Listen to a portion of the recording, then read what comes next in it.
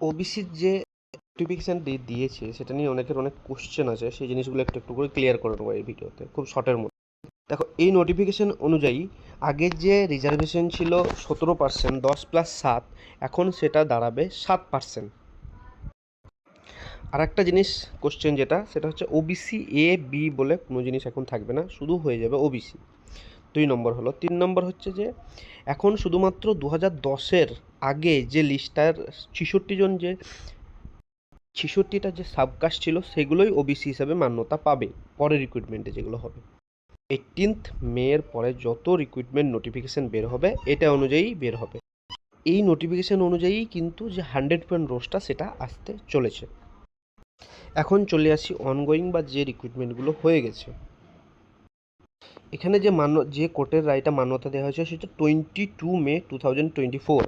22 মে 2024 আর till date, আজকের ডেটের মাঝখানে যদি কোনো নোটিফিকেশান হয়ে থাকে, ফুল নোটিফিকেশান বের হয়ে থাকে, তাহলে সেটা কি ডিসিশন হবে সেই জিনিসটা দেখার আছে, যে রেসপেক্টিভ যে ডিপার্টমেন্টের নোটিফিকেশান বার করেছে তার উপরে।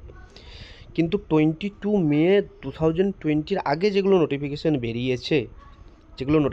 বেরিয়েছিল, ফর্ম ফিল আপ শুরু হয়ে গেছিলো, এক্সাম হয়ে গেছে, জয়নিং হয়ে গেছে, সেগুলোর কোনো এফেক্ট এই রায়ের মধ্যে পড়তে চলছে না।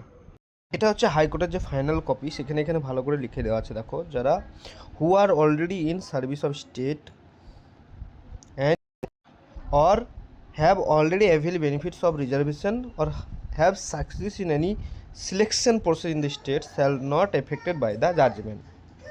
তো আশা করি এটা তোমাদের ক্লিয়ার হয়েছে, যে ফাইনাল যে জাজমেন্ট হাইকোর্টে ছিল সেটাতে ক্লিয়ারই করা আছে এখানে যে এটাতে কোনো অসুবিধা নেই। আর আরেকটা সুপ্রিম কোর্টে যে ফ্রেশ কেস হয়েছে সেটা আলাদা ব্যাপার, এটার সঙ্গে হাইকোর্টের যে রায়ের সঙ্গে কোনো সম্পর্ক নেই, সেটা এখনও কোনো শুনানি হয়নি। ওদের যে কোশ্চেন ছিল যে হাইকোর্টের যে ফাইনাল যে রায়, সে রায়ের মধ্যে কী এফেক্ট পড়বে, সেই জিনিসে এখানে তোমাদের আশা করি এটা ক্লিয়ার হয়েছে। এরপরেও যদি কোনো কোশ্চেন থাকে অবশ্যই কমেন্ট সেকশনে জানাও।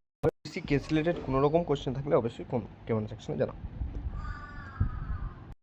থাকো, ভালো থাকো সকলে, তোমরা নিজের প্রিপারেশন এগিয়ে নিয়ে যাও।